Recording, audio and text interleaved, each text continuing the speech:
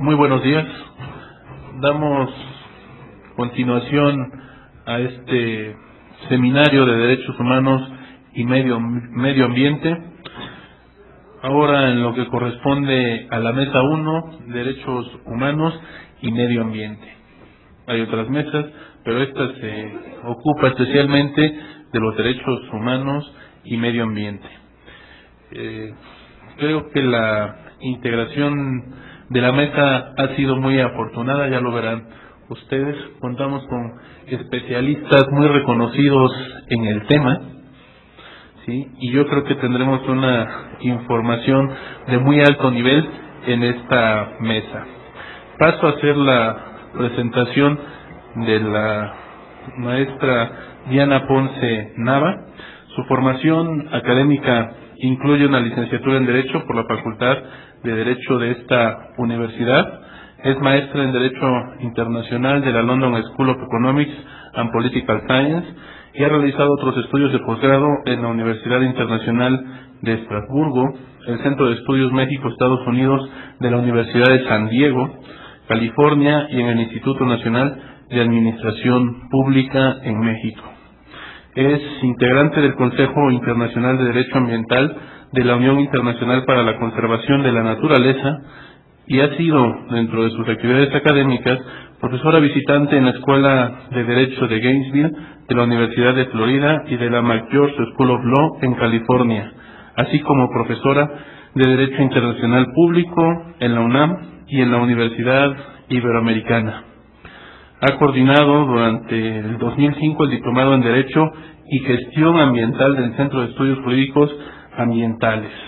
En su amplia carrera profesional, como ustedes ya escucharon, es actualmente Procuradora Ambiental y del Ordenamiento Territorial en el Distrito Federal, pero también ha desempeñado otros cargos muy importantes, como por ejemplo desde el 2005 es asesora regional del Programa de Naciones Unidas sobre el Medio Ambiente en Bioseguridad y consultora internacional en temas internacionales. Ha sido también directora general de Planeación y Política Ambiental de la Secretaría del Medio Ambiente en el Gobierno del Distrito Federal y también asesora del Programa de Naciones Unidas sobre el Medio Ambiente en Kenia. Esta es la carta de presentación muy amplia y con una gran experiencia de la maestra Diana Ponce Nava, a quien cedemos la palabra. Muy buenos días. Muchísimas gracias a la Semarnat, al Instituto de Investigaciones Jurídicas, por la invitación a participar en este seminario que realmente me parece que contribuye o debe contribuir al debate del tema de la gestión ambiental y de los derechos humanos asociados al medio ambiente. Es un privilegio para mí compartir esta mesa con la doctora Carmen Carmona, con Rodolfo Godínez y Edgar Corzo, y es todavía más un honor regresar al instituto. Yo fui becaria aquí allá en los 80 y aprendí en aquella época a hacer algo de investigación.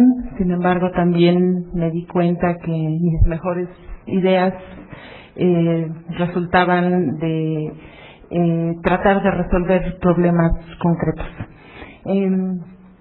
Y en el camino he ido en lo personal intentando sistematizar esta información en un tema que es, como ya lo decía Emilio Álvarez y Casa, muy nuevo. De hecho, yo terminé la carrera en 1983 y jamás oí hablar de medio ambiente. O sea, no había ley, no había un libro, nada, o sea, simplemente no existía. Me tropecé con este tema en el camino, aspirando a ser internacionalista, y una vez que me lo encontré, se ha convertido en una pasión de vida. Me estoy con este sesgo internacionalista absolutamente convencida de que todo lo que hemos hecho en nuestro país en particular, igual que muchos otros países en el mundo, es reactivo. Muchas veces ha sido mejor que lo que se esperaba de nosotros en la comunidad internacional. O sea, una vez que reaccionamos, la respuesta es buena. A veces es mejor la respuesta hacia afuera que la internalización en nuestras leyes, procedimientos, mecanismos e instituciones, el cumplimiento de esos compromisos que adquirimos a nivel internacional. Y el acceso a la justicia ambiental, es por el lado por donde quiero entrar al tema de los derechos ambientales en este caso, es sin duda un compromiso internacional. México fue uno de los países que en 1992 adoptó la Declaración de Río de Janeiro sobre Medio Ambiente y Desarrollo, que es el primer instrumento internacional donde se adopta la obligación por parte de los estados de poner información sobre temas ambientales a disposición de todos, del público, y además de proporcionar acceso efectivo a procedimientos judiciales y administrativos, incluyendo resarcimiento de daños. Complementariamente, el principio 11 habla de que los estados deben promulgar leyes eficaces sobre el medio ambiente. A partir de esta ley, en los países se han ido generando instituciones diseñadas expresamente para hacer valer los derechos ambientales, con diferentes formatos, con diferentes funciones. Pero ¿qué es el acceso a la justicia ambiental? Una elaboración teórica señala que, este es viene del último libro que escribió el doctor Raúl Brañes, que es uno de los referentes más importantes del derecho ambiental en México, y que también pues aprovecho para decir que tenemos los abogados tenemos una tarea pendiente en formar generaciones capaces de plasmar por escrito estas nuevas ideas y ofrecer soluciones a todos estos nuevos desafíos. Pero Raúl Brañes, en un libro que escribió para la Procuraduría Ambiental en el año 2002, señalaba que el acceso a la justicia ambiental implica que la gente pueda hacer valer sus derechos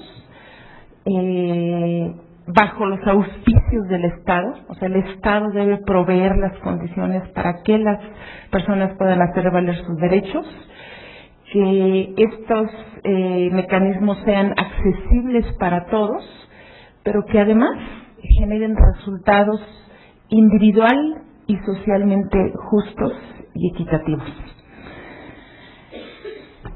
En este sentido, la Procuraduría Ambiental, creada en el año 2001 y habiendo empezado funciones su plena operación en el año 2002, tiene como misión, según su propia ley orgánica, defender los derechos ambientales y territoriales de los habitantes de la ciudad, y también tiene que defender y restaurar el medio ambiente y el desarrollo urbano adecuado, como mecanismo de garantizar los derechos y el entorno ambiental adecuado.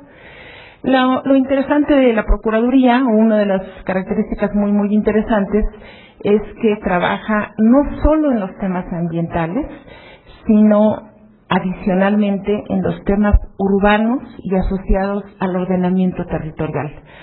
Las leyes que, conforme a su propia ley orgánica, tiene que procurar el cumplimiento para el beneficio de los habitantes de la ciudad, es una larga lista de leyes en las que en todas se habla de que las personas tienen derecho a presentar denuncias, y el gobierno tiene la obligación de atender estas denuncias. Adicionalmente, la Procuraduría Ambiental del Distrito Federal puede iniciar investigaciones de oficio cuando de cualquier manera, ¿no?, de manera informal, por la prensa, por eventos que estén ocurriendo, se sabe de acciones o eventos que están dando como resultado una limitación en los derechos ambientales y territoriales de los habitantes de la ciudad.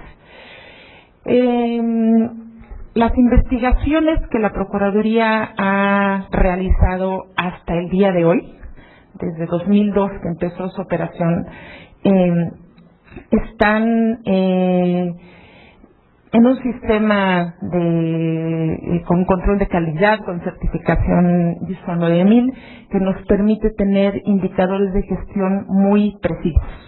Así, en el año 2002 se hicieron 49 investigaciones. Cada investigación que se hace, cada denuncia o investigación de oficio, implica trabajo de campo.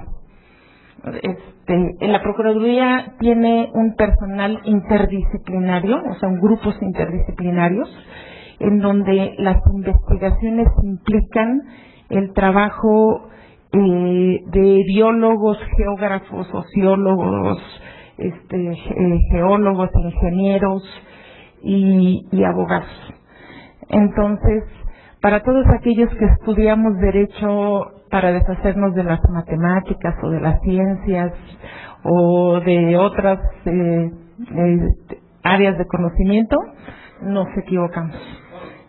Yo siempre, de manera autocrítica, he dicho que soy cada vez menos abogada, porque los instrumentos y los información que he aprendido en mi carrera y en mi formación realmente es cada vez menos útil, y cada vez más tengo que recurrir a la información colectiva que genera conocimiento, que nos permite hacer valer los derechos de los ciudadanos.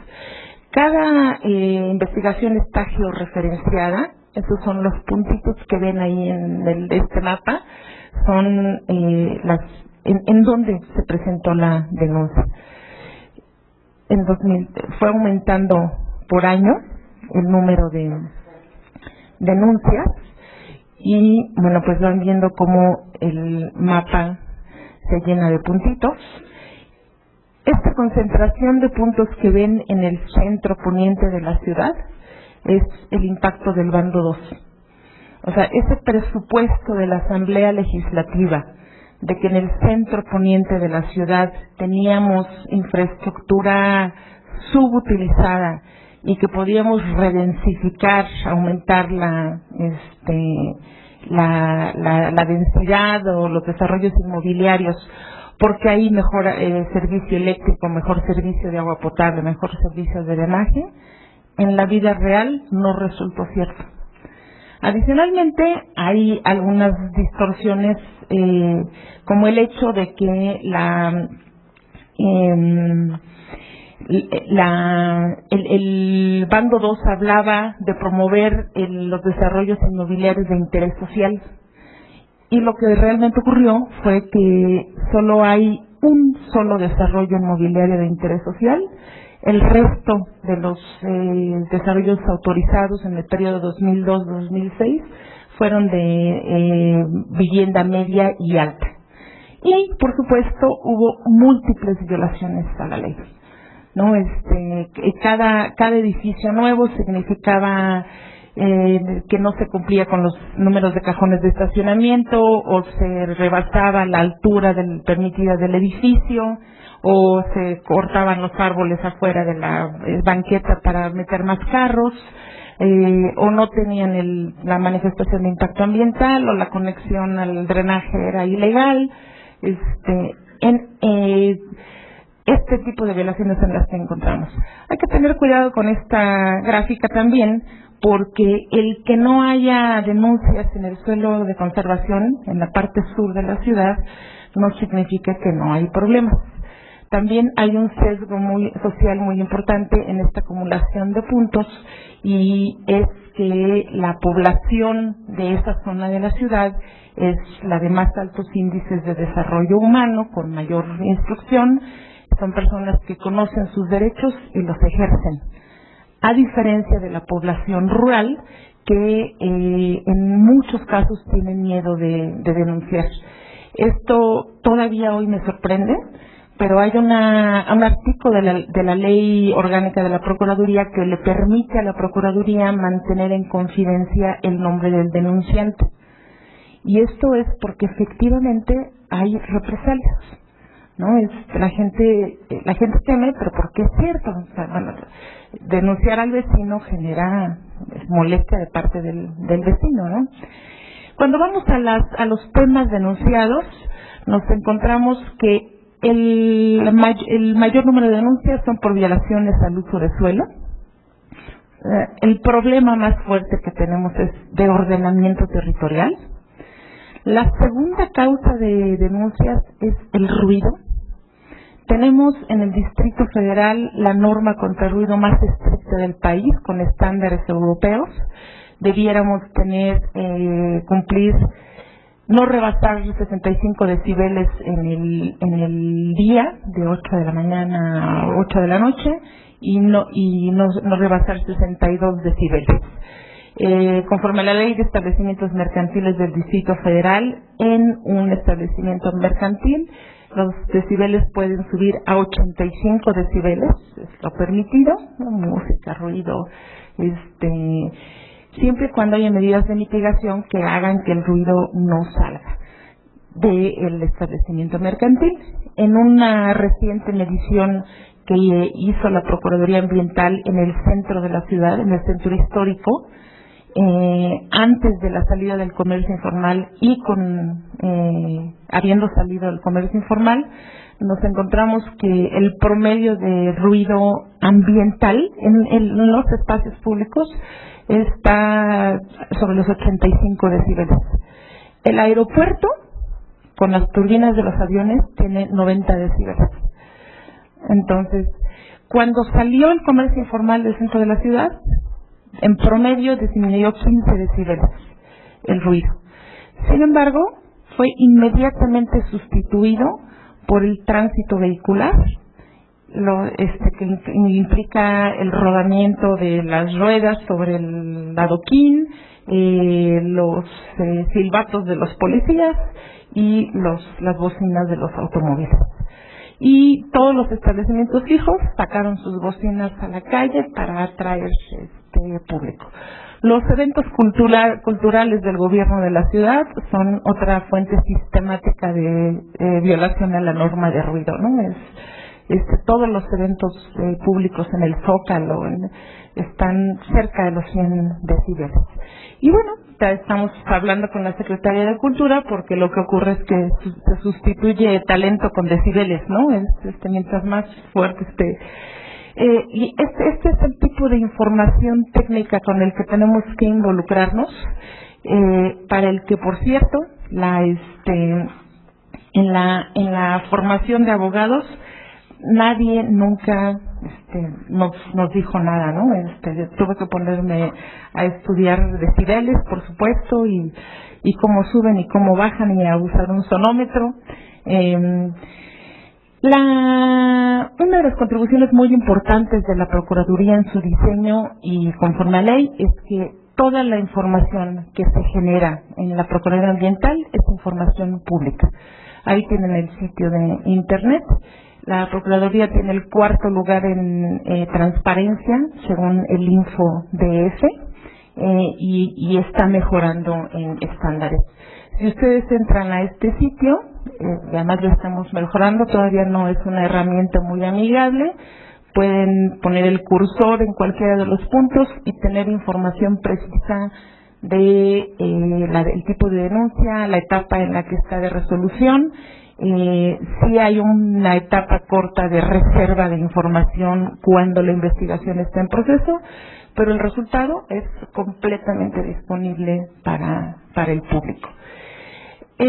Con este diseño institucional, la Procuraduría, que solo emite resoluciones y recomendaciones, no hacemos actos de autoridad, o sea, no hacemos actos de aplicación coactivos.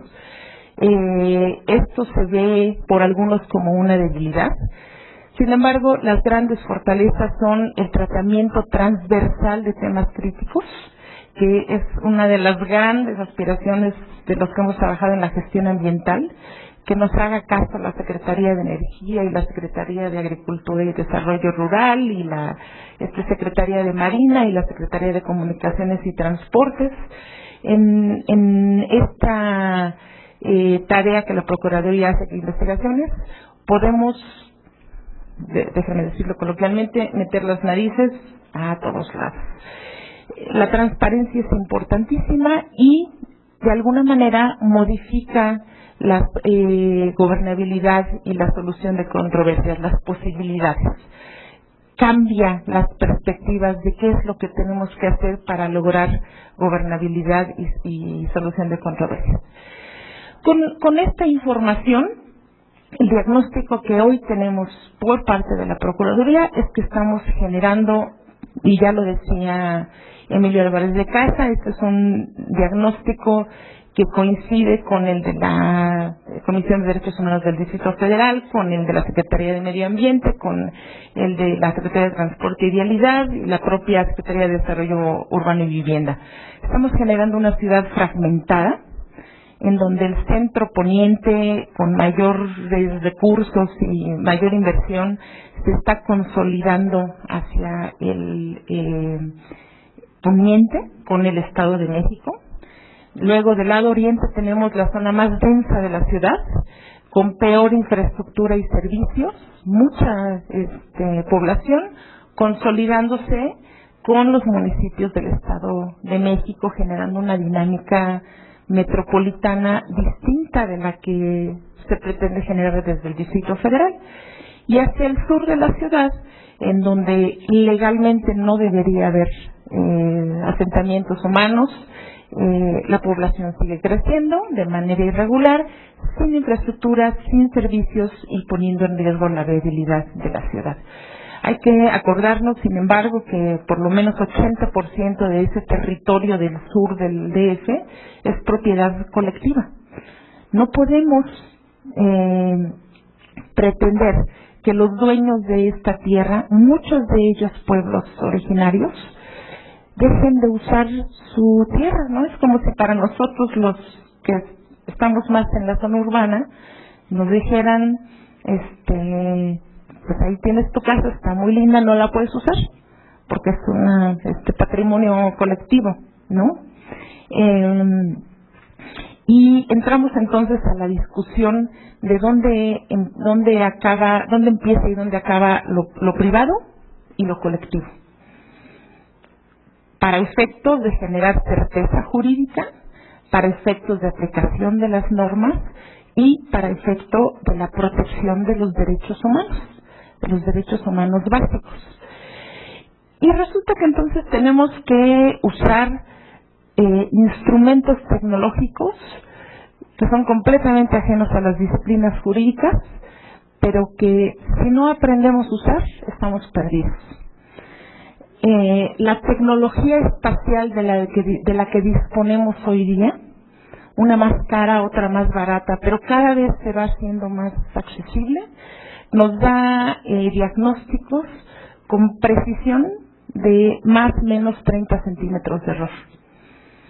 O sea, ya, y en ese sentido, el ordenamiento territorial es uno de los instrumentos más importantes que tenemos, aunque todavía lo tenemos con apellidos: ordenamiento territorial urbano, ordenamiento territorial ecológico, ordenamiento territorial agrario, y cada institución que va generando estas capacidades considera que su información es confidencial. En un ejercicio muy interesante que estamos haciendo de empatar el sistema de información geográfica de la Procuraduría con el de la Secretaría de Desarrollo Urbano y Vivienda, pues nos encontramos que la herramienta cartográfica que tiene la SEDUBI es muchísimo más poderosa que el de la Procuraduría Ambiental. Tienen predio por predio de esta ciudad con precisión de más o menos 30 centímetros. Pero cuando quisimos puntear, se le dicen los técnicos, las denuncias de la Procuraduría en el sistema de la SEDUBI, no registra los espacios públicos. Las denuncias del árbol que cortaron en la banqueta, no, o sea, la herramienta no permite puntearlo porque solo registra propiedad privada, no los espacios públicos. Y entonces esto nos indica que esta herramienta de toma de decisiones tan importante, de la que se derivan el ejercicio de los derechos de los particulares, no nos permite tener el referente de lo público. O vamos del otro lado, un sistema de información geográfica elaborado con la ayuda del Instituto de Geografía de la UNAM, pues nos da, aquí vemos un par de mapas en donde se ve cómo estamos disminuyendo la aptitud de infiltración de agua en la ciudad por cómo estamos fragmentando el uso del suelo. Y resulta que el suelo, o sea, nosotros creemos que es la tierrita en la que estamos parados, no. O sea, el suelo es un recurso que se mueve más allá de nuestros tiempos políticos o de nuestra imaginación o de las leyes que nos enseñaron a los abogados en bloque. Entonces estamos teniendo deslizamientos de suelo en capas subterráneas por humedecimiento y reblandecimiento que hay desde la punta de la Jusco o desde la punta de los cerros en Tláhuac y en Milpalta, en donde se está hay asentamientos irregulares, vivienda irregular, o se cortan árboles para abrir nuevos campos al cultivo, y la gente tiene derecho a plantar, aunque sea agricultura de traspacho, o para meter justo este sábado, y perdón por lo anecdótico, fui a una gira de trabajo a la comunidad de San Salvador Cuauhtenco. Y había 3 señores mayores que me platicaron cómo esta comunidad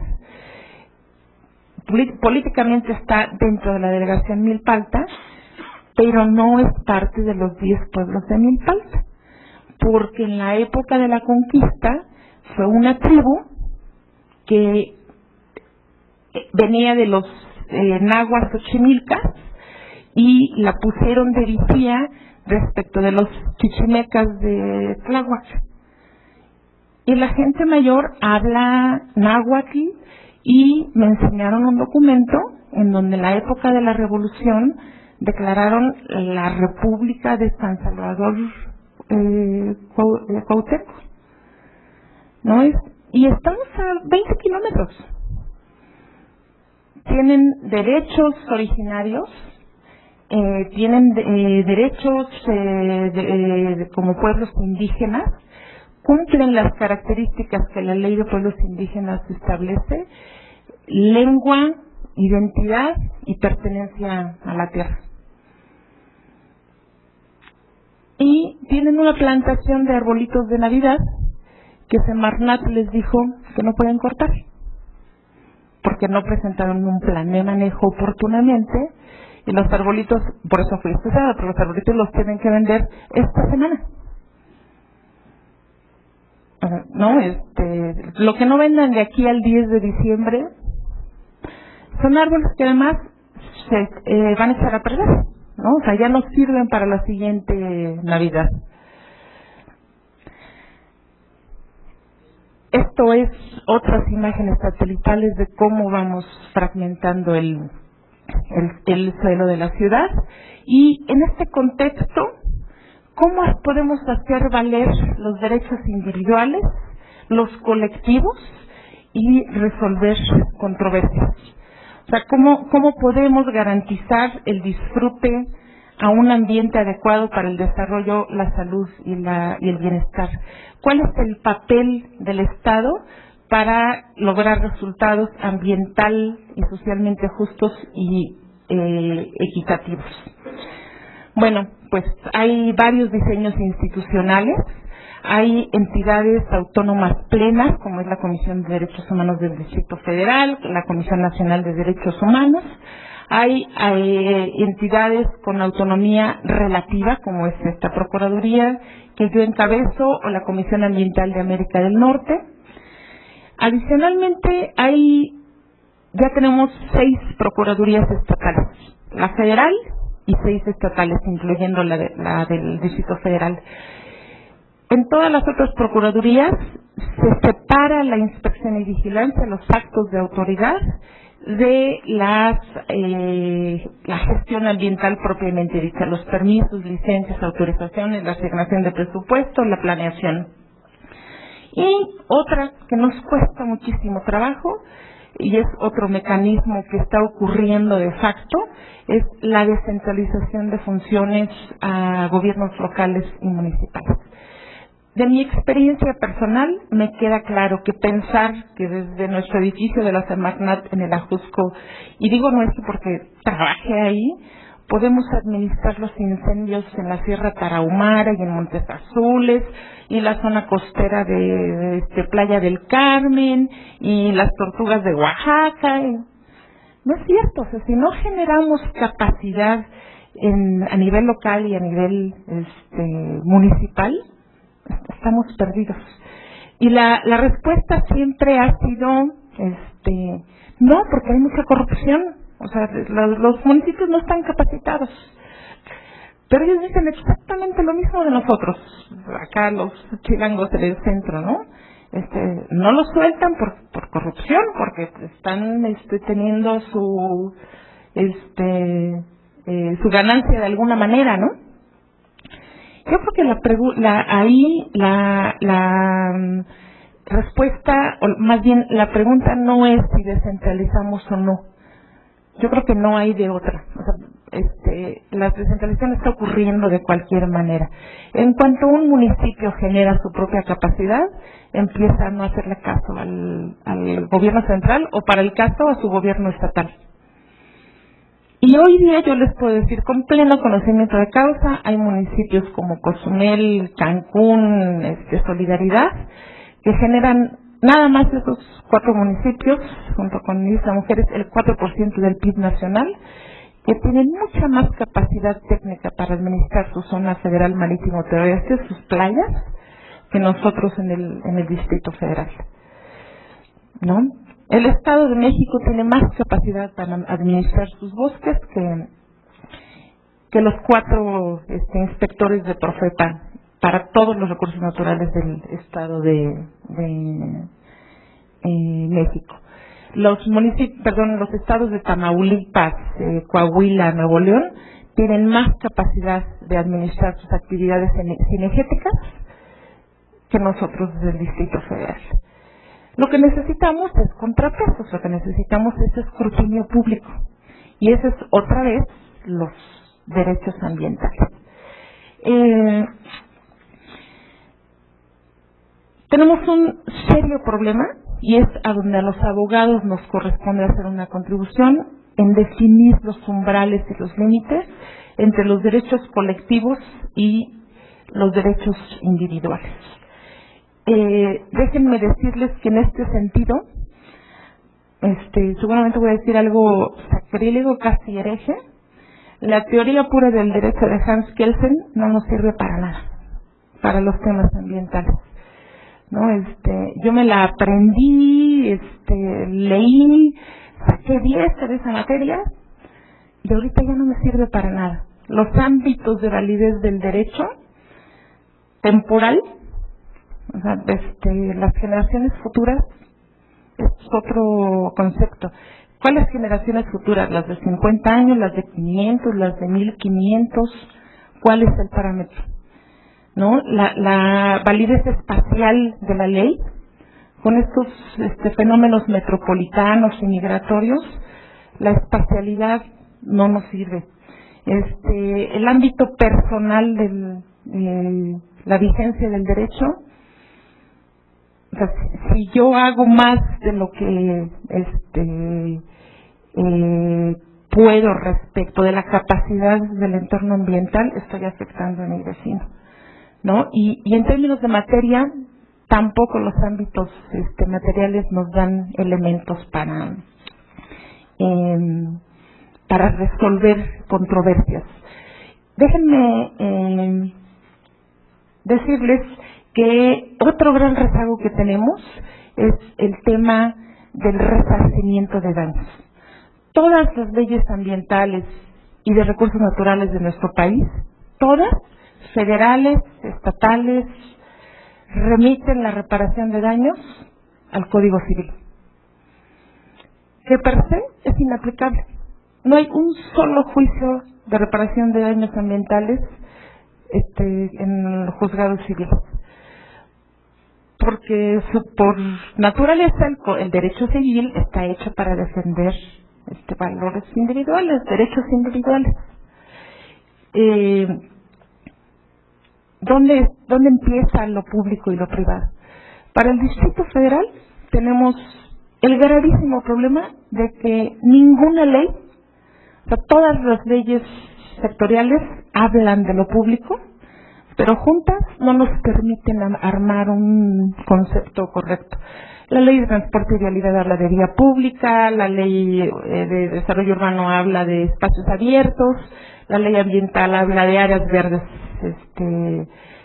o áreas de valor ambiental, pero ¿dónde empieza lo público y lo privado? La solución que estamos dando, limitada, es la mediación, reducir la incertidumbre, mucha transparencia y buscar reparación de daños.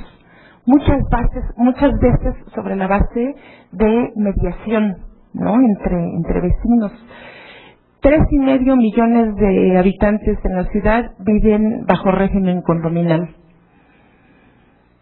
Y no tenemos una cultura de dónde empieza lo privado y lo colectivo, ¿no? Por darles un punto de referencia.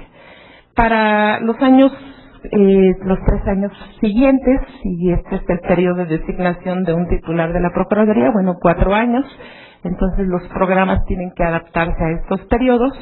Buscamos mejorar los indicadores de gestión, mucha mayor coordinación con autoridades delegacionales a nivel metropolitano y ciudadanizar, crear mucha más conciencia social. Hoy día 70% de la población opina que quien tiene que proteger el medio ambiente es el gobierno. Y esa tampoco va a ser una solución. Tenemos agendas emergentes, ¿no? Legislativa, una agenda de riesgos, ¿no?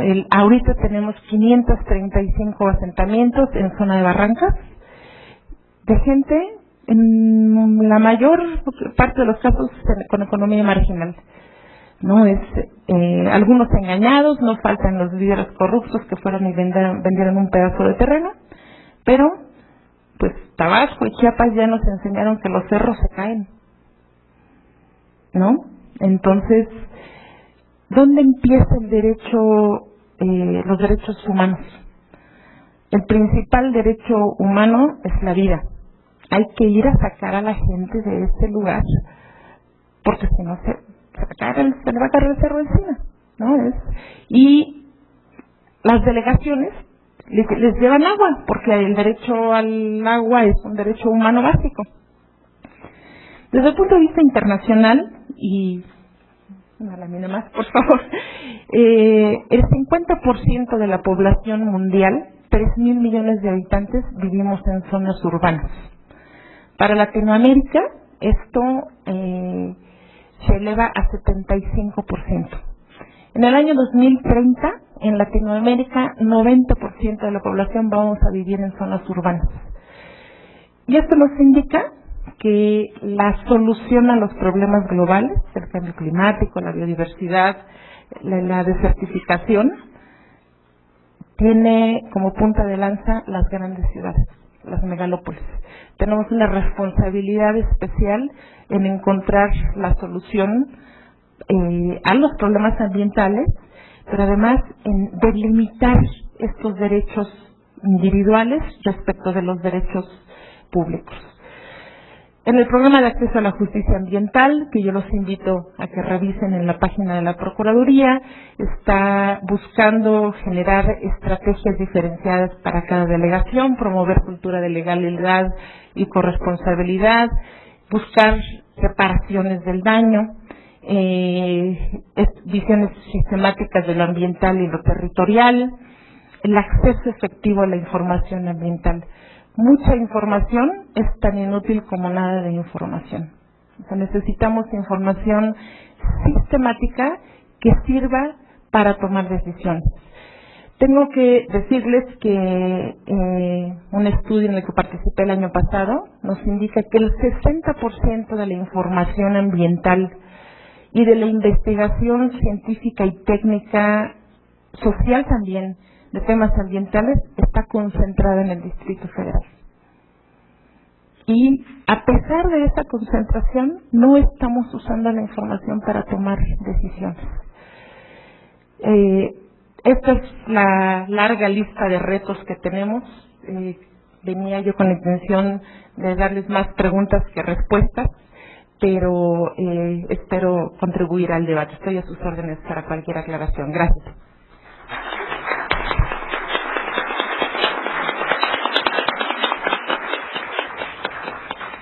Muchísimas gracias a la maestra Diana Lucero Ponce. Coincidirán conmigo en que bien nos podríamos quedar escuchándola otro rato más, pero tenemos una agenda que cumplir.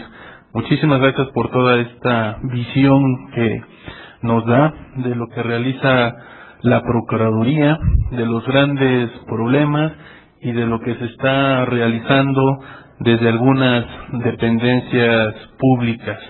Subrayo sí algo que ella insistentemente marcó, y fue ese trazo entre lo privado y lo público para efecto del tratamiento del derecho al medio ambiente. Creo que es uno de los problemas principales.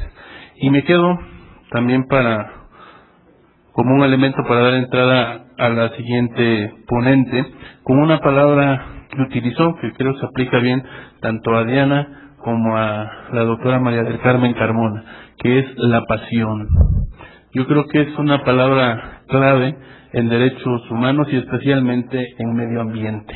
La persona debe de tener pasión, debe de tener entrega, y creo que lo pudimos percibir en la información que manejó Diana. Muchísimas gracias, Diana. Paso ahora a dar lectura a algunos antecedentes o elementos de la vida académica y profesional de la maestra, le decimos maestra con cariño, que es doctora por supuesto, María del Carmen Carmona Lara. Ella empezó la licenciatura con el tema Aspectos Jurídicos de los Problemas Ambientales.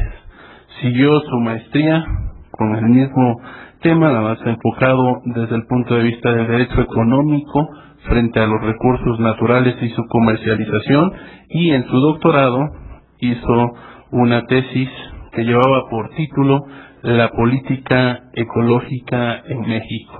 Esto demuestra, por supuesto, una línea de investigación muy profunda en este ambiente. La maestra Carmen Carmona ha tenido diversos reconocimientos. Ha sido integrante del Consejo Consultivo de la Procuraduría Federal de Protección al Ambiente, presidente de la Academia Mexicana de Derecho Ecológico y vicepresidente de la Academia Mexicana de Derecho Ambiental. Entre los proyectos de investigación que ha participado y en los cuales ha liderado en la investigación, se pueden señalar diversos. Solamente hago referencia a 2 internacionales y a 2 nacionales. Dentro de los internacionales, la propuesta de reestructuración de la Comisión Ambiental Metropolitana en Estrategia Integral de Gestión de la Calidad en el Valle de México, aspectos jurídicos. Investigador principal, doctor Mario Molina, y con la participación del Instituto Tecnológico de Massachusetts, así como consultora ella de la FAO en varios proyectos para el análisis del marco legal y actualización del marco regulatorio en materia de pesca y acuacultura en México. Dentro de los proyectos nacionales, en donde también ha evidenciado la pasión a que hice referencia, se encuentra el anteproyecto de iniciativa de ley ambiental para el estado de Chiapas, así como el anteproyecto de iniciativa de ley de promoción y desarrollo de los bioenergéticos. No sé si decir el anteproyecto o propiamente ley de promoción, por la misma pasión a que he hecho referencia. Y dentro de sus publicaciones, pues existen diversas. Señalo nada más dos: el sistema de concurrencia y la distribución de competencias en las reformas a la Ley de Aguas Nacionales, así como el derecho constitucional y el medio ambiente en las constituciones estatales en México. Tiene la palabra, maestra Carmona. Muchas gracias. Siempre es muy grato tener a queridos amigos, y en este punto de reencuentro que siempre es el Instituto. Bienvenidos, Semarnat, bienvenida, sobre todo Diana y muchos de nuestros becarios, Susana, que promovió de alguna manera todo este encuentro. Para el Instituto, bueno, ya les hicieron la bienvenida oficial, y bueno, yo sí quiero decir que si algo hay en esta mesa es el cariño que nos une a los que estamos aquí. El caso de Rodolfo Godínez, pues es uno de nuestros grandes orgullos, estuvo con nosotros también, y bueno, estamos muy felices de que estén aquí. Y bueno, yo lo que quiero comentarles, porque finalmente parece ser que la presentación algo pasó, los duendes de la tecnología algo hicieron, pero mi reflexión es un poco en torno, y quiero comentarles respecto de dos encuentros o dos encontronazos que me he dado en los últimos meses, ¿no? Y que bueno, están referidos a cuestiones personales, pero que han sido dos encontronazos muy fuertes. Recuerdo que alguna vez le oí al doctor Luis Boforquez, que en algún tiempo fue director de ordenamiento ecológico en la Semarnat y también investigador de esta universidad en el entonces Centro de Ecología, ahora Instituto de Ecología. Hace algunos años vino aquí al instituto y empezó su plática diciendo que él empezaba por decir que el ambiente no existe.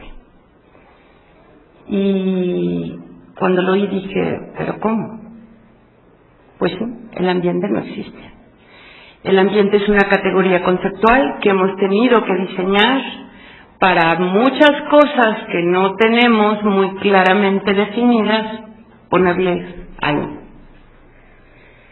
El otro encontronazo es, y lo tuve el domingo, que escucho una presentación en donde, haciendo referencia a un pueblo indígena en Canadá, comentan que en los pueblos indígenas, en un pueblo indígena en Canadá, en su idioma, en su léxico, la palabra justicia no existe. Entonces, bueno, son dos cosas que finalmente impactan. O sea, ¿cómo que la justicia no existe y cómo que el ambiente no existe? Y a partir de ahí, pues se suponía que yo tenía que dar una plática de derechos humanos y ambiente. Y entonces, este encontronazo que les digo tiene que ver con que yo creo que ni la justicia ni el ambiente existen. Y que por eso es que no hemos logrado finalmente encontrar lo que tendría que ser este debate entre derechos humanos y ambiente. ¿Por qué la justicia no existe? Porque si uno conecta esto que comentaba Diana, en donde cuando yo escucho que ella es cada vez menos abogada, y yo cada vez la veo más abogada, más grande abogada, cuando está este encontronazo respecto de que uno le enseñan sobre todo esta ciencia que se dedica, o las ciencias que se dedican al estudio de lo que es la naturaleza, lo que es el entorno, los recursos naturales del ecosistema, cuando uno se adentra a conceptos teóricos, inclusive epistemológicos de la ecología, lo que uno encuentra es que hay conceptos fundamentales. Y el concepto fundamental de la ecología es cuando abordas objeto de análisis, que es el ecosistema, para ellos hay un concepto fundamental. Primero, es un sistema. Segundo, si es un sistema, entonces sigue las reglas de los sistemas. Y si sigue las reglas de los sistemas, hay un concepto fundamental en teoría de sistemas que se llama homeostasis. Y la homeostasis quiere decir el equilibrio dinámico. Y entonces resulta de que efectivamente el ambiente no existe. Nosotros no podemos encontrar la lógica a partir de otro sistema, que es el sistema jurídico, con sus diferentes niveles, en donde también, desde el punto de vista sistémico, ¿cuál sería esta homeostasis? Esta autorregulación que tiene el sistema y que requiere para ese equilibrio dinámico, que es la homeostasis, vamos a decir, jurídica. Y entonces es en donde, por eso les digo, para mí no existe, porque para mí justicia y, en este caso, ambiente, no son sino el reflejo de este concepto que finalmente tiene un contenido, y el contenido del concepto es precisamente equilibrio dinámico.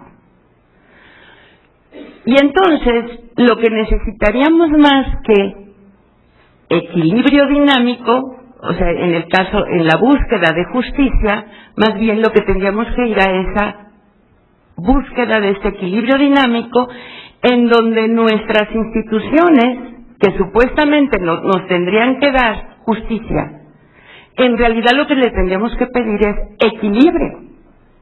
Y creo que lo que nos acaba de mostrar Diana es la prueba de ello.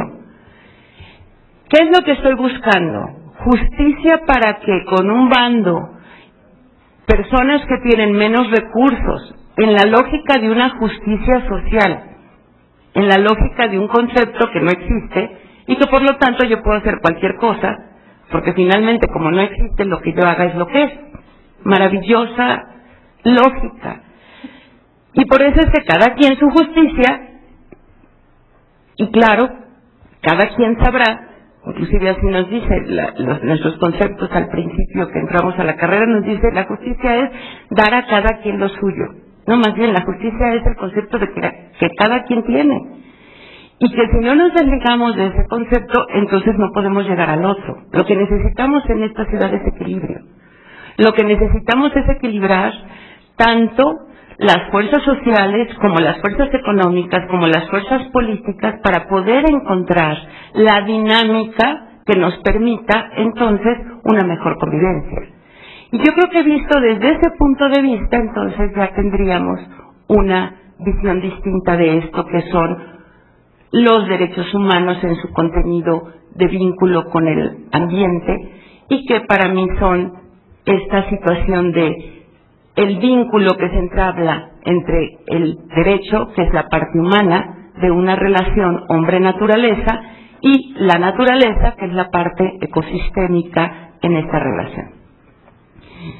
Y precisamente pensando en este tipo de cosas, pues tuve que ir a mis gurús, o sea, en este sentido de que, bueno, cuando a uno le mueven el piso, pues tiene que regresar a sus maestros, en donde siempre se había sentado, ¿no? Porque además uno cree que esos maestros o estas personas a las que uno alguna vez les oyó cosas muy coherentes, dicen, no, bueno, es que será la lógica, entonces yo quiero encontrarlos, y bueno, pues ahí voy con uno de mis gurús, que es Roberto Guimaraes, que precisamente habla de ética en un estudio maravilloso que hizo ya hace algunos años, y me encuentro que Guimaraes, a la hora de que habla de ética, para dar contenido al proceso de desarrollo de esto que comentaba hace un momento el Procurador de Derechos Humanos del Distrito Federal, cuando uno habla de ética, de este contenido de cuáles son los valores que están incorporados en esta lógica del discurso de los derechos humanos, me encuentro que ellos, lo que se había dicho en algún momento, y es una cita de Guimaraes de un autor de 1961, es lo que él le llama la frase poeta, con doble T. Y bueno, a partir de poeta es como quiero armar la mitad de mi discurso, porque esta es la introducción, y darles a ustedes una posible conclusión. Poeta significa, en un momento determinado, lo que por un acrónimo es población, organización social, entorno, territorio, tecnología, y la A es aspiraciones sociales. Según estos autores, esta situación que se da en esta lógica de cada uno de estos elementos, estos elementos combinados entre sí son los que precisamente me dan la lógica de la sustentabilidad. Esto es, yo no puedo pensar que exista algo sustentable si no manejo estos elementos que tienen el acrónimo POETA. Primer elemento, población. Estamos hablando entonces y además fíjense qué bonito se liga con ética y con esta situación creativa de lo que es la poesía, o sea, tenemos que ser poetas con dobletes todos, cuando hacemos este análisis, porque tal y como lo dijo Emilio hace un momento, tiene que ver con el valor que le vamos a dar. ¿Y cuál es el valor? O sea, ¿para qué queremos la sustentabilidad si no para el derecho a la vida? Principal y fundamental derecho humano. A partir entonces del derecho a la vida construimos a través de estos elementos los otros derechos humanos, vinculados a este derecho a la vida. El derecho de población. Estamos hablando de cuestiones demográficas, de control natal. Seguramente Diana sí recuerda, porque ella estuvo también en Río 92, recordará que uno de las posturas del Vaticano, o sea, más bien la única postura que tenía el Vaticano era que en la Declaración de Derechos Humanos, en la Declaración de Río, no se incorporara el debate del control natal. Solamente para eso fue el Vaticano y tuvo su escaño y lo logró. Mientras que los otros estaban hablando de población. Demografía, crecimiento poblacional. También era muy curioso en el Global Forum en 92 que uno de los stands más concurridos, y seguramente Diana también se acuerda, el stand más concurrido era el stand de los gays, ¿no? Que en aquel momento todavía no se les decían gays, no eran los homosexuales. ¿Por qué? Porque ellos tenían, a partir de su preferencia sexual, una contribución a la humanidad. Su preferencia sexual hacía que no iban a haber más seres humanos. Control y equilibrio, autocontrol, o sea, en este sentido, ¿no? Esta autorregulación que se da en poblaciones y que inclusive los etólogos y muchos de los biólogos y de los zoólogos saben que esto ocurre en muchas de las otras especies. Digo, es impresionante lo que pasa inclusive hasta con los caballitos de mar, ¿no? Entonces, hay una serie de cosas que tienen que ver con estos mecanismos de autorregulación, pero que tienen que ver con población. Pero visto ya desde el punto de vista poblacional, de lo que estamos hablando son de los derechos de los migrantes. ¿Por qué? Porque los flujos de población tienen que ver con esta situación. Y si nosotros le buscamos la variable ambiental a los migrantes, la vamos a encontrar directa. ¿Por qué nuestros migrantes están en los Estados Unidos? ¿Por qué? Porque en muchos lugares ya no hay agua. Y al no haber agua, no hay manera de poder cultivar. Y si no hay cultivo, bueno, y ya verán cómo se conecta con otras cosas. Estamos hablando de los refugiados ambientales. Ahorita tenemos pues cerca de 1 millón, ¿no? O sea, ¿cuántos tuvieron que salir de su casa en Tabasco para ahorita refugiarse en casas gracias a que tenemos una red social importante y que no lo hemos notado tan dramáticamente? ¿Por qué? Porque, bueno, pues muchos de los tabasqueños ya están acuerpados en otras familias y en otros espacios. Pero ahorita tenemos refugiados ambientales, que son los tabasqueños y los chiapanecos. Pero también, ¿cuántos refugiados ambientales existen de aquellos que tienen que salir de ciertos lugares porque ya el cultivo no se da, porque no hay trabajo? Y bueno, obviamente, siguiendo a Marx, pues nada más hay capital. Si hay tierra, trabajo y capital. Y si no hay capital, si no hay inversión, si no hay tierra, si no hay productividad, pues obviamente que la gente tiene que ir a buscar a dónde poder vivir. Control poblacional, todo lo que tiene que ver con aspectos demográficos, densidad de población, nos lo acaba de decir Diana, en el momento en que queremos redensificar algo pasa, pero son efectos autorregulatorios, y que ahí están implicados derechos humanos, y están implicados también los nuevos derechos humanos, pero también los derechos ya reconocidos, que finalmente la gente también los ha hecho suyos y que los defiende y que intenta finalmente hacerlos efectivos. En el caso de organización social, es esta parte que al final Diana nos decía de cómo nos tendríamos que organizar. Pues es que estamos desorganizados. Yo recuerdo que cuando estábamos trabajando, Diana también participó en ese importante proyecto del doctor Molina, para esto de la zona metropolitana, la Comisión Ambiental Metropolitana, que fue la que finalmente con los centavitos de la gasolina, pues hice un pool, entonces bueno, se pudo contratar al doctor Molina, y vino el doctor Molina a ponernos en orden a las universidades, a ciertas instituciones, el MIT, Harvard, y todos nos pusimos a trabajar para ver eso del programa de calidad del aire de la zona metropolitana. Y yo recuerdo que alguna vez le dije al doctor Molina, con todo el dolor de mi corazón le tengo que decir que con todo su premio Nobel y con toda su sapiencia, no vamos a resolver el problema.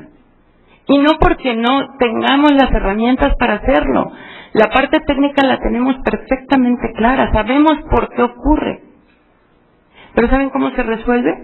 Una de las recomendaciones era reordenar el transporte urbano de la zona metropolitana. Preciosa conclusión. Sí, ahora, vayan con los chimecos del Estado de México. Vean que dan las concesiones para ese transporte. Vean lo que ha ocurrido con la Ruta 100. Han habido hasta, suicidas que se han dado 2 balazos, ¿no? Directores de transporte. ¿Quién determina cuál es el tipo el prototipo de camión para el transporte público? Estamos haciendo ricos a la Mercedes-Benz, algún tiempo la Volkswagen se hizo rica sin querer. ¿Por qué? Porque todas eran con Volkswagen. ¿Sí? ¿Pero qué? Con el peor de los motores de combustión con la mayor contaminación.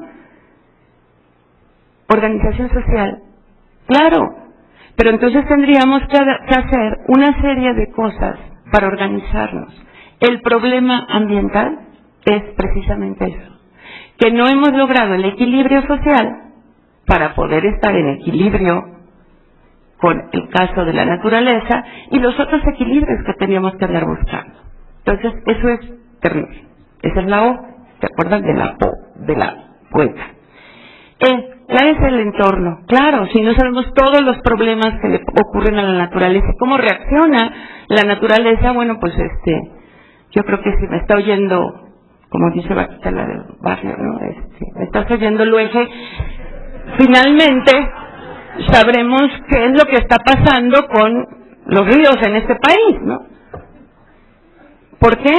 Y pues ahorita me estoy oyendo el eje, pero creo que también tendría yo que decir, me estás oyendo, Guerrero Villalobos, pero no cuando eras presidente de la Comisión Nacional del Agua, sino ojalá hubieras escuchado cuando eras director de Comisión Federal de Electricidad.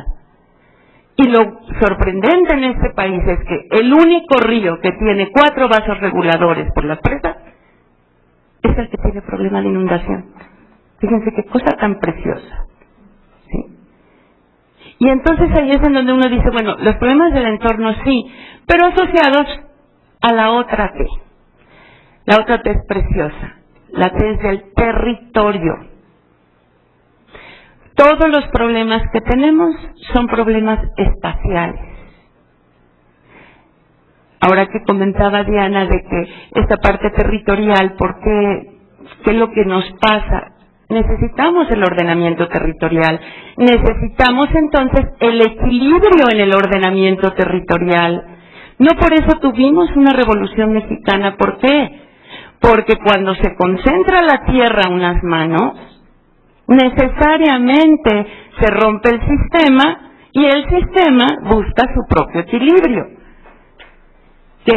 ¿Cuál es el efecto de esta situación? El desequilibrio respecto de esta forma en que estamos utilizando el territorio, en todas sus facetas, agraria, en su faceta urbana, en su faceta de conservación.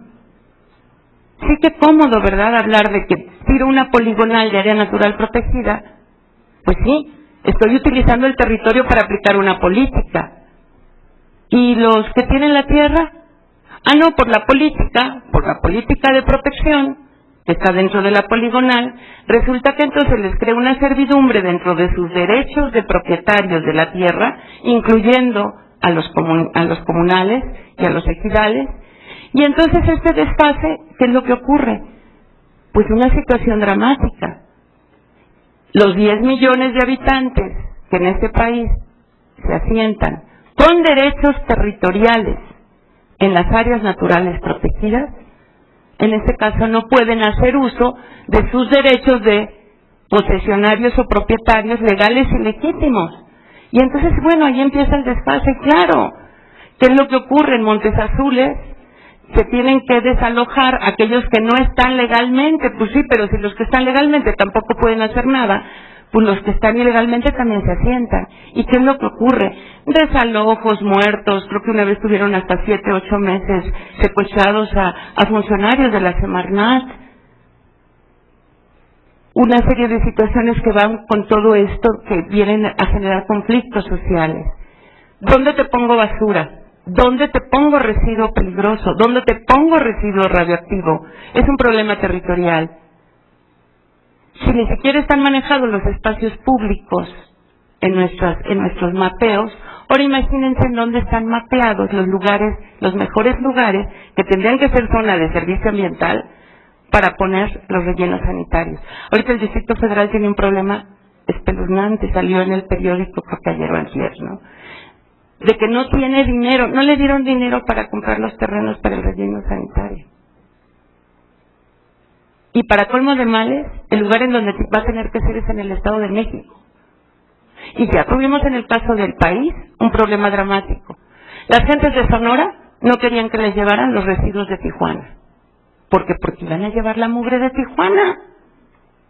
Bueno, pensando que los de Tijuana pues no eran mexicanos y los de Sonora eran gente de primera, ¿no? Porque no querían la mugre de los de Sonora. Pero claro, el día que se atore y de que se acabe Mina Nuevo León, a ver qué otro estado permite que llevemos toda la mugre tóxica, que en este caso son 4 millones de toneladas al año.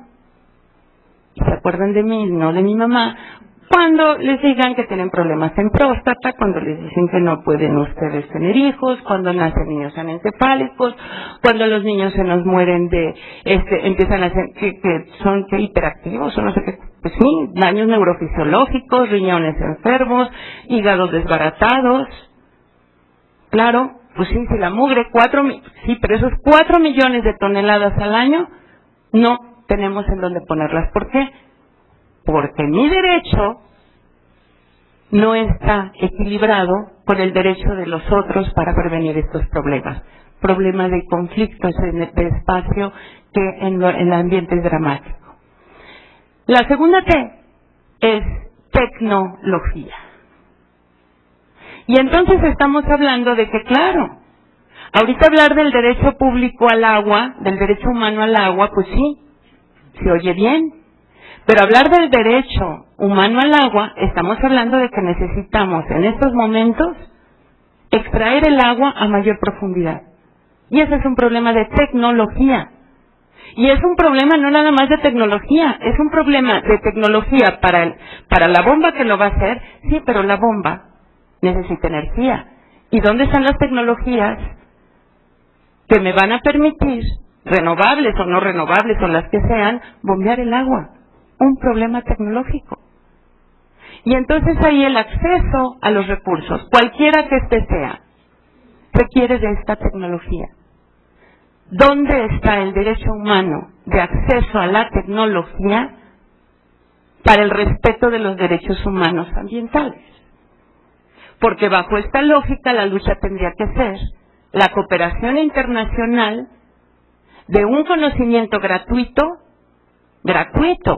¿Por qué? Porque claro, entonces me topo con todos los derechos de protección intelectual, que claro, cuando invento algo, que es lo que nos está pasando ahorita con el caso de la energía solar. Sí, somos el país que tiene mayor cantidad de energía solar, sí, pero la tecnología es de Iberdrola española. ¿Sí? ¿Y por qué es de Iberdrola española? Porque inclusive hasta nuestros técnicos mexicanos, nuestros científicos mexicanos, como aquí los tiraban de locos, porque pues como que con el solecito vas a poder mover. No, eso es de chifladito. Allá sí los oyeron. Y resulta que allá patentan muchas de las cosas que creamos aquí, un país del sol, ¿no? Con su pirámide del sol, ya ven que tenemos una pirámide muy importante, y por algo será. Bueno, ¿cuál es el problema? ¿Energías renovables? Ok, energías renovables, pero entonces denme la tecnología gratuita, no me la vendan a precio de oro, porque entonces ningún proyecto es rentable. Energía eólica, igual. ¿Dónde está el acceso a esa tecnología?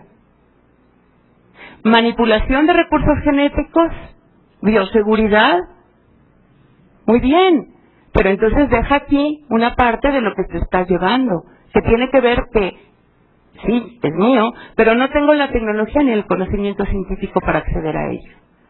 Y ahí están involucrados muchos de los derechos humanos que están en esta situación de que se tienen que conectar con la parte ambiental. Y la última que yo diría que es la A del poeta, con doble T, que va más allá precisamente de esta situación y que tiene que ver como el cierre, y por eso les digo que pues los maestros son buenos, ¿no?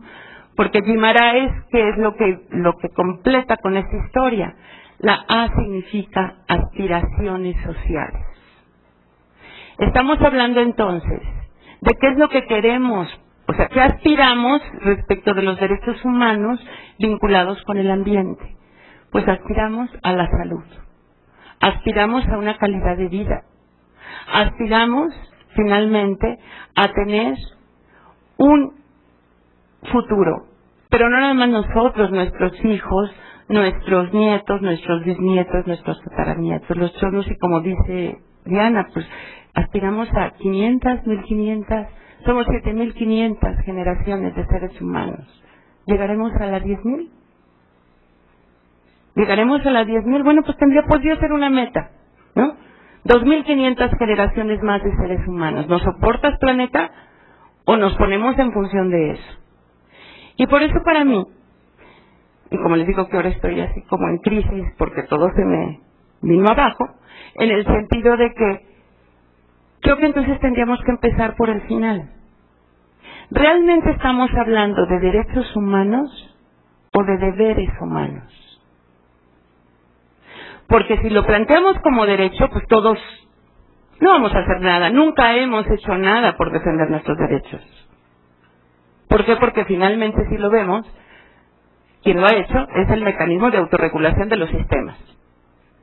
Y creo que ahora, si nosotros le cambiamos la perspectiva, entendemos entonces a otra de mis gurús, a Bárbara Ward, quien hizo el contenido epistemológico conceptual de la Conferencia de Estocolmo. Bárbara Ward termina diciendo: tenemos el deber de la esperanza.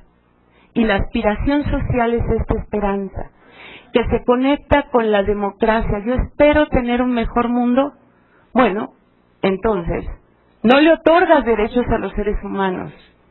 Mejor, exígeles que tenga el deber de la esperanza, y a partir del deber de la esperanza construir todo un contexto que me permita finalmente llegar al objetivo, que sería esta conexión entre los derechos humanos y esta parte ambiental.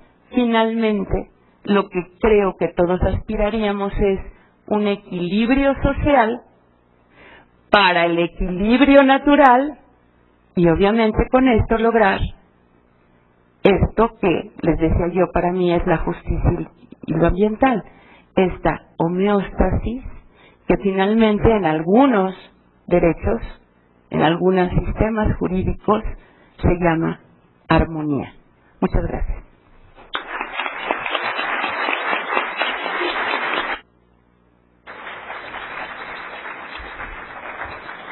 Muchísimas gracias a la doctora Carmen Carmona por su bien informada, por sus conclusiones tan importantes, por su manejo siempre puntual de los problemas sociales y sobre todo por este análisis que antes que jurídico, como bien lo señala, que antes que justicia social, pues debemos, o justicia en general, pues debemos de atender a ese equilibrio dinámico dentro de una teoría de los sistemas.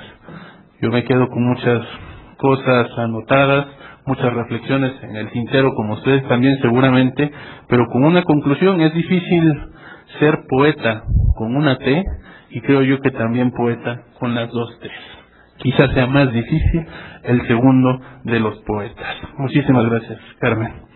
Pasamos ahora a la tercera charla de esta mesa sobre derechos humanos y medio ambiente en términos genéricos, y le corresponde ahora al doctor Rodolfo Godínez Rosales hacer uso de la palabra. Antes de ello, quisiera hacer una breve presentación de su currículum. Rodolfo Godínez Rosales es doctor en Derecho Ambiental por la Universidad Nacional Autónoma de México. Esta universidad tiene maestría con la misma especialidad en el Queen Mary and Westphal College, Universidad de Londres, y un diplomado en Derecho Ambiental Internacional por el Instituto de las Naciones Unidas para la Formación Profesional y la Investigación de Ginebra, Suiza. En el ámbito docente ha desarrollado diversas actividades en distintas instituciones: la propia UNAM, el Politécnico, Iberoamericana, Panamericana y otras más. Ha ejercido también la profesión jurídica en diversas dependencias públicas, entre las que se pueden indicar, a manera de ejemplo, la Secretaría de Energía, la Comisión Nacional para el Ahorro de Energía, la Secretaría de Gobernación y el Instituto Nacional de Ecología, y el Senado de la República también. Actualmente se desempeña como director de Medio Ambiente de la Secretaría de Relaciones Exteriores, desde cuya posición ha participado en numerosas negociaciones internacionales ambientales. Damos el uso de la palabra a Rodolfo Godínez. Muchas gracias. Quiero agradecer, por supuesto, a Jurídicas y a Semarnat por la invitación, sobre todo porque estamos en una mesa, como decía la doctora Carmona, de amigos, en donde Diana Ponce, Edgar Corso, la propia doctora Carmona, tenemos algunos años ya de estar en estos lides. Yo en particular fui becario, hice servicio social aquí en Jurídicas hace ya algunos años, y bueno, siempre es un gusto. Hemos escuchado aquí la problemática ambiental. El maestro Albrecht Picasso decía, lo cual es completamente cierto, todos estos factores que han llevado a una crisis ambiental ecológica en grados extremos, y lo cual está muy bien fundamentado. Hace un par de semanas, 3 semanas tal vez, el Programa de Naciones Unidas para el Medio Ambiente, con sede en Nairobi, Kenia, publicó un informe, el GEO4, en donde, si bien reseña que hay éxitos en el desarrollo sostenible a nivel pequeño o a nivel mediano, a nivel global el desarrollo sostenible sigue siendo una utopía, es decir, aquel desarrollo que permite la satisfacción de las necesidades de las generaciones presentes sin por ello afectar la satisfacción de las necesidades de las generaciones futuras. Esta utopía entonces se ha ido construyendo y tiene sus bases, y voy a hacer referencia a aspectos internacionales, desde los dos temas, desde los dos vertientes, derechos humanos y medio ambiente. Derechos humanos, ustedes saben, uno de los pilares básicos que tenemos es la Declaración de Derechos Humanos de 1948, y en el caso del medio ambiente tenemos algunos antecedentes que vamos a revisar, como es la Conferencia de Estocolmo de 1972. Como ustedes pueden ver, 1948 y 1972 es relativamente contemporáneo comparado con otras ramas del derecho civil, derecho penal, etcétera. Más aún, la sociedad global, que es quien está teniendo los temas globales, es relativamente joven. El primer antecedente formal de una sociedad global es la Sociedad de Naciones de 1929, con sede en Ginebra, que fue fallida. Evidentemente hubo una guerra mundial después.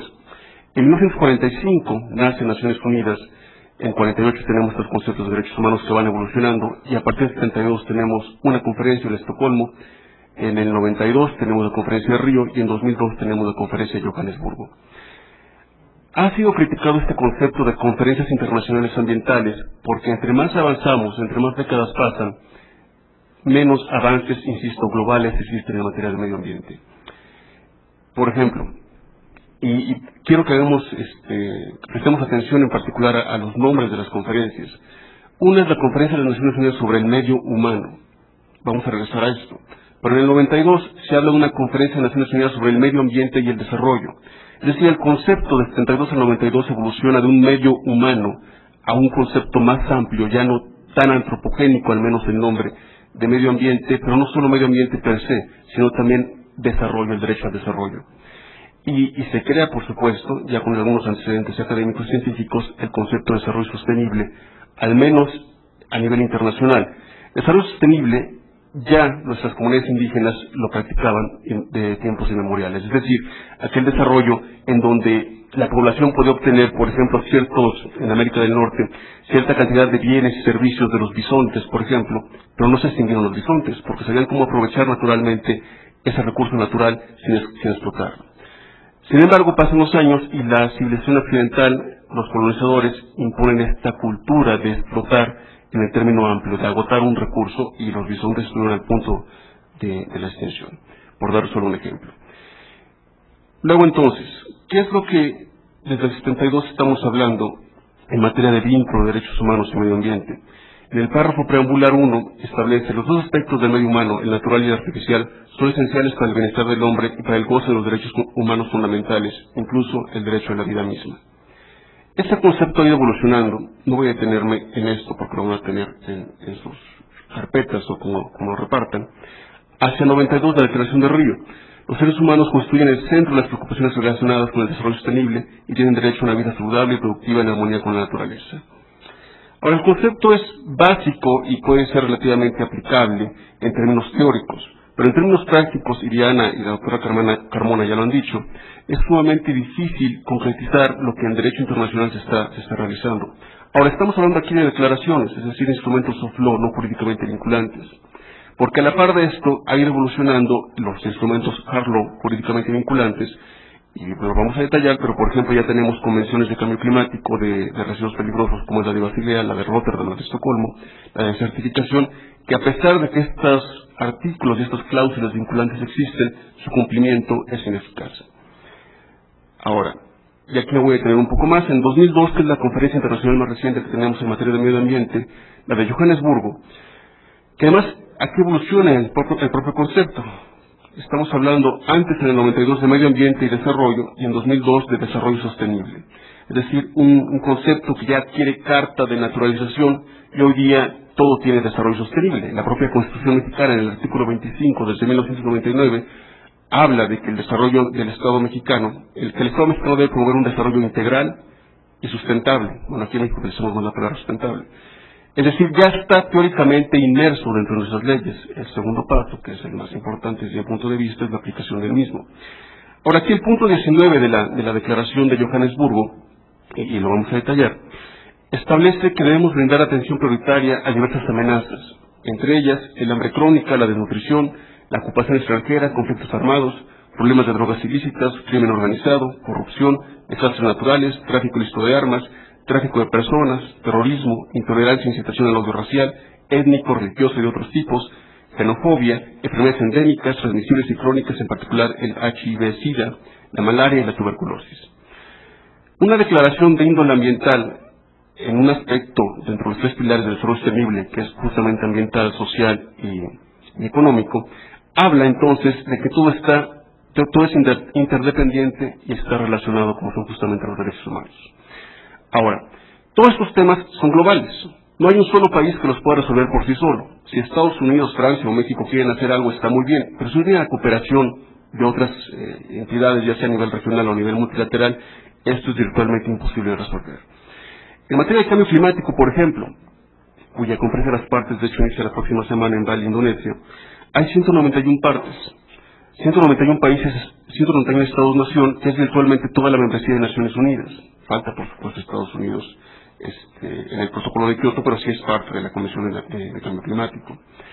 Si 191 países no hemos podido poner de acuerdo en materia de cambio climático, que en teoría hay ciertos consensos de la mayor parte de la comunidad internacional, imagínense ustedes en conceptos tan vagos, por ejemplo, terrorismo. Para lo que un país es terrorismo y lo tipifica y pone seguridad en sus fronteras, etcétera, etcétera, para otros no es terrorismo, es simplemente defender la fe, por decir algo. Desastres naturales. Los desastres naturales, algunos dicen que ya no son tan naturales, sino que tienen un origen antropogénico, vinculados, por ejemplo, al cambio climático. En otras palabras, ¿qué tan natural es que haya huracanes de intensidades que no habíamos visto nunca antes? ¿O qué tan natural es que haya en una temporada de huracanes muchos más de los que usualmente existen y que ya los nombres, ustedes saben que se les ponen ABC, etcétera?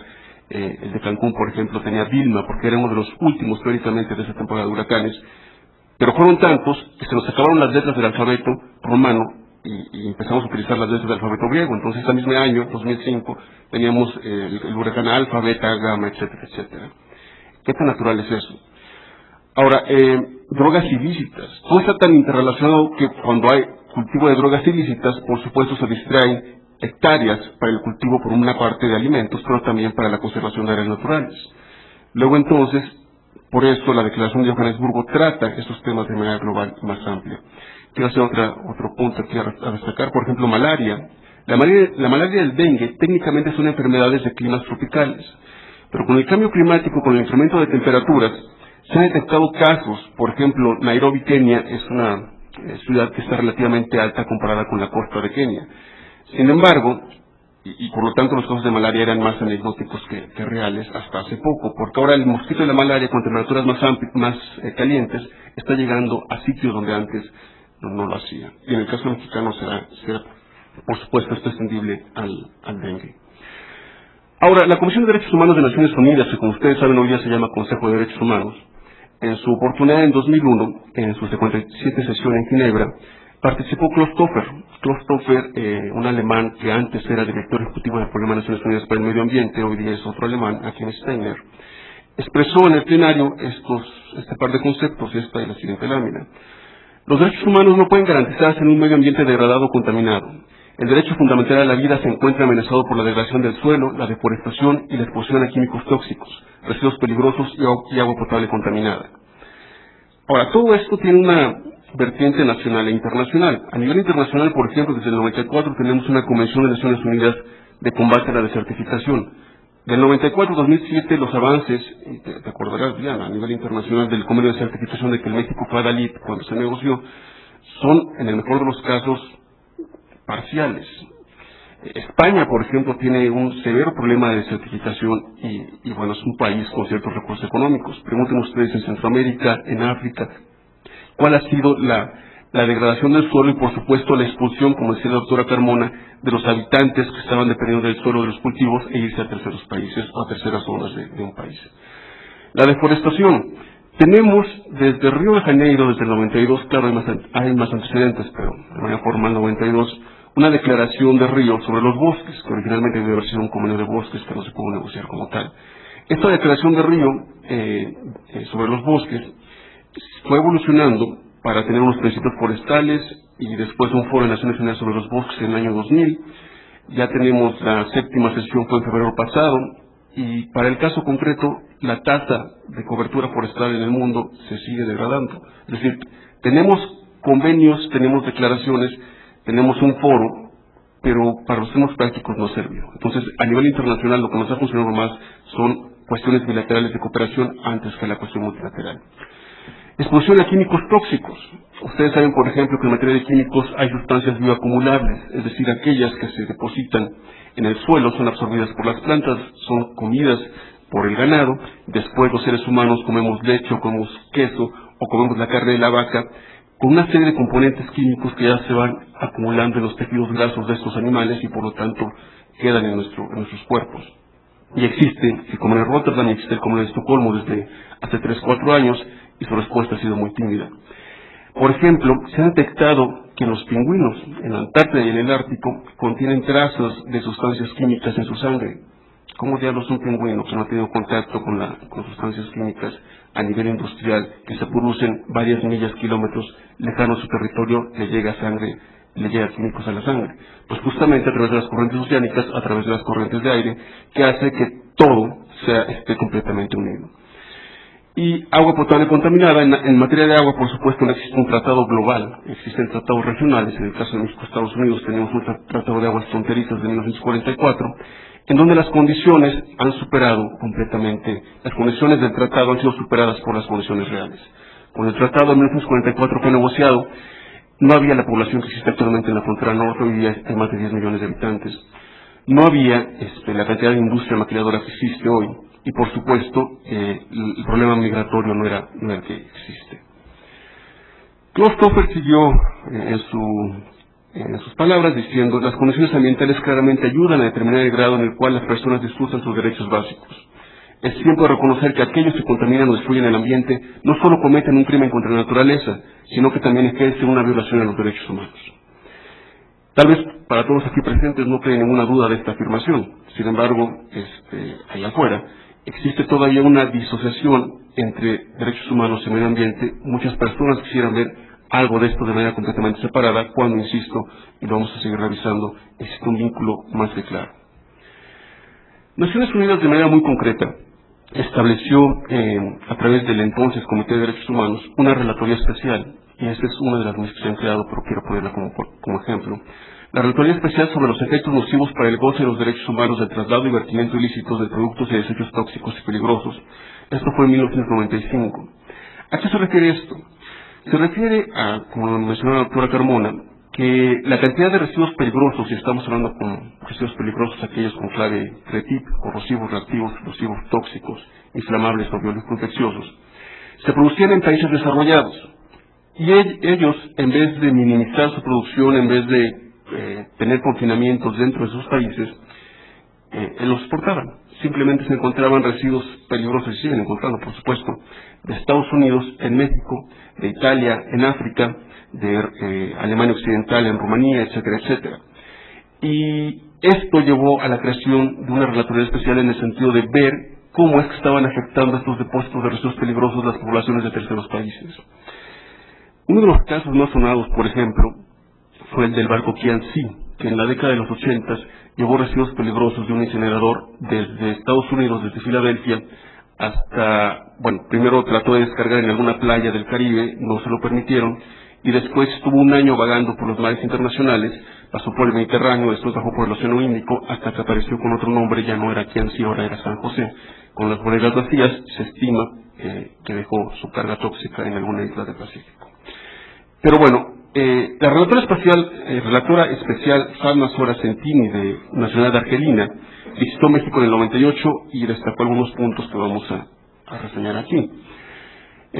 Visitó Ciudad Juárez, particularmente. Como ustedes saben, la industria maquiladora en México tiene una vertiente de importación temporal, es decir, que la materia prima que importa bajo este régimen, los residuos peligrosos que genera, tiene que devolverlos, al menos en teoría, todos a su país de origen, particularmente Estados Unidos.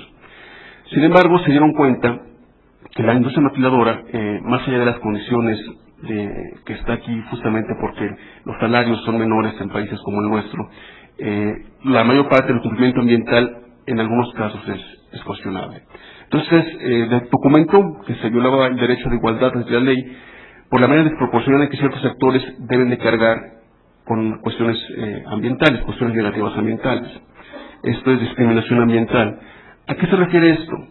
En Estados Unidos, por ejemplo, y también se le conoce como racismo ambiental, se hizo un estudio en donde los confinamientos controlados y rellenos sanitarios casualmente se ubicaban en su mayor proporción cerca de comunidades hispanas o de comunidades afroamericanas, y no cerca de comunidades mayoritariamente anglosajonas o blancas.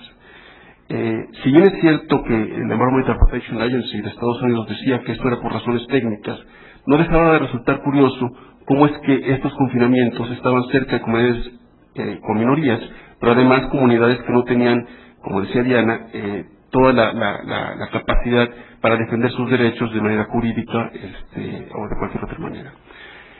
Esto se le conoce como discriminación ambiental, en colocar sitios de infraestructura ambiental cerca de estas comunidades que no tienen posibilidad de defensa jurídica, que la tienen muy menguada. Ahora, el derecho al trabajo también fue mencionado, toda vez que es afectado por las condiciones del ámbito laboral. Las maquiladoras, en particular, contratan, ustedes lo saben, de manera preferente a mujeres jóvenes que pueden estar paradas, que pueden estar en situaciones de mala ventilación, o más que pueden estar, aceptan estar en esas condiciones finalmente porque es un salario, e incluso algunas de ellas tienen desarraigo, es decir, chicas que vienen de Oaxaca, que vienen de Chiapas, etcétera, y con la búsqueda de una vida mejor van y están fuera de todo entorno familiar, justamente en las condiciones ambientales en el trabajo muy desfavorables.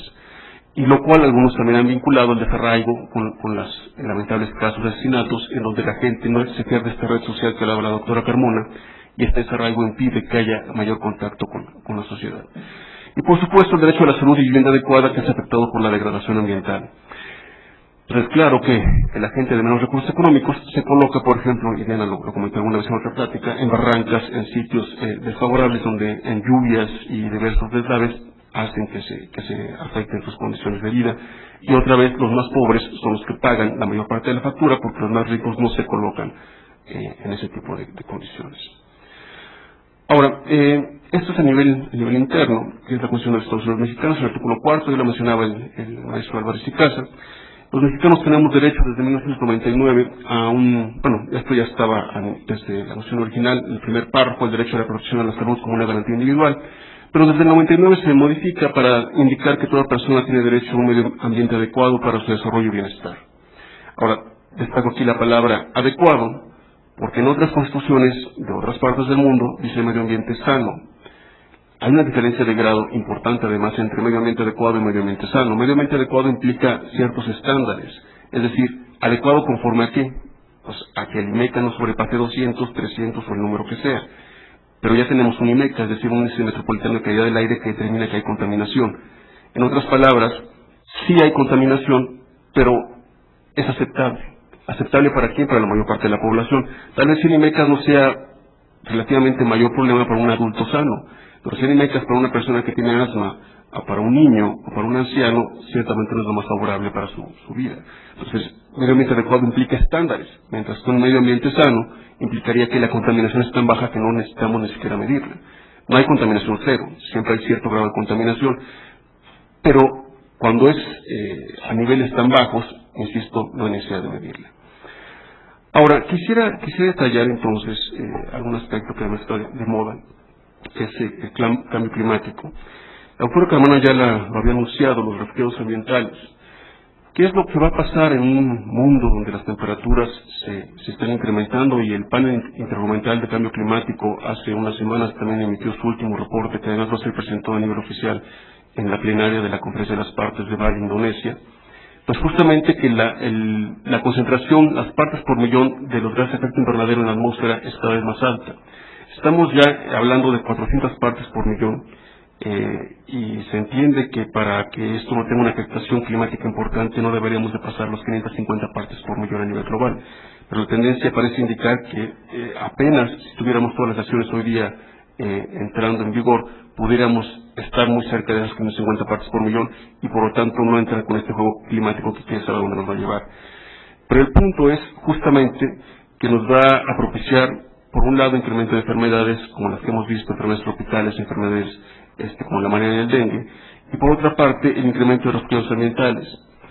Suena a ficción, pero hay ciertas islas del Pacífico Sur que ya han negociado, por ejemplo Palau, algunos convenios con el gobierno de Australia para el caso de que su población, como están, es claro que un aumento de 2 metros del nivel del mar podría afectar su vida económica y la mayor parte de sus poblaciones son costeras, para poder disponer de ciertos terrenos en Australia para vivir.